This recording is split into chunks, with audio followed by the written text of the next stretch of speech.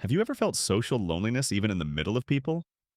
That feeling of invisibility as if you were there, but no one really saw you? It's not shyness. It's not bad luck. And it's definitely not a lack of value. Something is happening in the first seconds of impression, and almost everything goes through nonverbal communication. Small, almost invisible signals that define whether someone will talk to you or not even notice you're there. And the most curious part, the less you try, the more this changes. Yavs you starts now.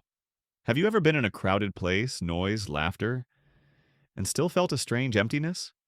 That social loneliness that doesn't come from a lack of people, but from a lack of connection. You're there physically, but inside, a feeling of invisibility arises.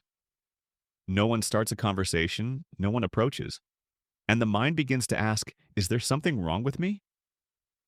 The problem is not real isolation, it's the difficulty of starting conversations that is born when you close yourself off internally without realizing it. The body becomes contained, the energy withdrawn, and the environment responds exactly to that. People don't avoid you, they simply don't receive any signal of invitation. And this starts long before any word is spoken, in the very first moments when you enter the space. If it were a lack of charisma, you would be like this all the time. But you're not. On some days, everything flows. On others, it feels like no one notices you. That alone shows it's not personality. What changes is your internal state. When you enter an environment carrying tension, self-criticism, or comparison, the body gives it away. The mind tries to protect itself and behavior becomes rigid. It's not about being interesting, it's about confident presence. People don't respond to what you think about yourself. They respond to what you transmit without speaking. When you judge yourself too much, the body shrinks. When you try to please, the energy becomes heavy. And curiously, the more you try to seem like someone, the less accessible you become. The key was never social performance. It's internal coherence. Before any conversation begins, the other person's brain has already decided whether you seem safe, approachable, or distant. This happens in the first seconds of impression. It's not conscious. It's instinct. The body scans posture, rhythm, expression, tension in the face. If you enter too rushed, closed off, or trying to prove something, the signal sent is one of alert. If you enter centered and comfortable, the signal is safety. People don't think, I'm going to talk to them. They feel like it, or they don't. And almost always that decision comes before any word. That's why insisting on the right phrases never solves the real problem. The game happens before dialogue even exists. Without realizing it, many people send don't come closer signals. Closed arms, tense shoulders, a gaze that looks away too quickly. Sometimes it's the body turned away from the environment, like someone who wants to leave before even arriving. Another classic sign is the micro-expression of defense. Furrowed brow, clenched jaw, shallow breathing. The body looks on alert. This creates an invisible barrier. And there's the most common one, a mind too occupied with itself. When you're not present in the environment, the body becomes automatic, disconnected. People feel this. They can't explain it, but they sense that there's no space there for a spontaneous connection. Eye contact is the first invitation. It's not staring. It's holding it for 1 second longer with naturalness. Subtle eye contact says, I saw you, and that alone already breaks the ice. A relaxed facial expression does the rest. A stiff face transmits tension. A relaxed face transmits safety. A light smile, almost imperceptible, completely changes how people read you. It's not seduction, it's social accessibility. When the face is calm, the other person feels they can approach without risk, without effort, without needing to perform. And that invites far more than any rehearsed phrase ever could. Long before someone decides to talk to you, their body has already responded to yours. Nonverbal communication works like an emotional radar. It picks up safety, tension, openness, or defense in seconds. And the curious part is that almost no one realizes they're sending signals opposite to what they want. When the body closes off, crossed arms, hidden hands, raised shoulders, the message is not shyness, it's self-protection. The other person's brain interprets this as do not interrupt. Even if you want contact, the body says the opposite. Now, when there is a receptive posture, everything changes. Relaxed arms, visible hands, open chest. It's not exaggeration, it's neutrality. Neutrality communicates safety. Another critical point is body orientation. People who turn completely away from the environment as if they're just passing through seem unavailable. Those who position themselves in a balanced way, with their body integrated into the space, transmit presence. This creates a field of approach. And there's something even more subtle. Rhythm. Abrupt movements signal anxiety. Slow, conscious movements signal quiet confidence. It's not about looking confident, it's about not looking like you're fleeing. When the body doesn't ask for defense, it becomes an invitation. And a silent invitation generates something powerful. People approaching naturally, without you having to chase anyone. This isn't about the body itself, but about presence.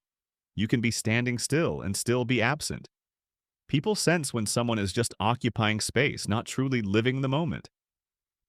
Physical presence is born when the mind stops running away, or when you're not rehearsing lines or constantly observing yourself.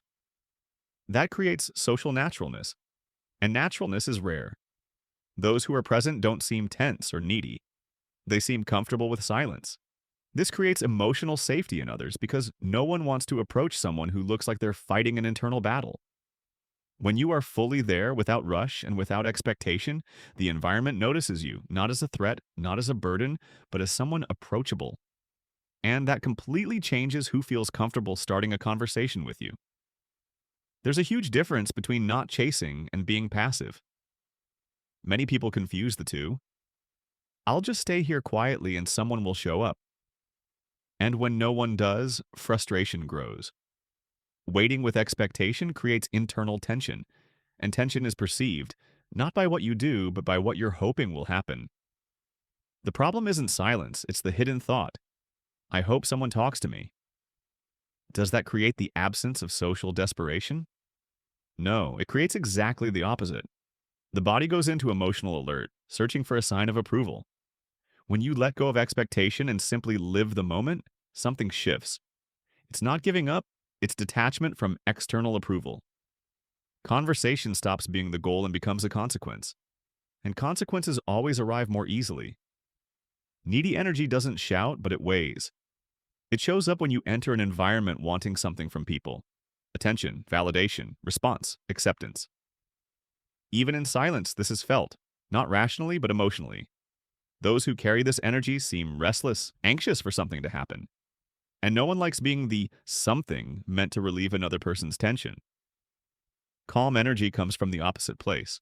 It's born when you're okay without needing to prove anything, when you don't need to be seen to feel whole.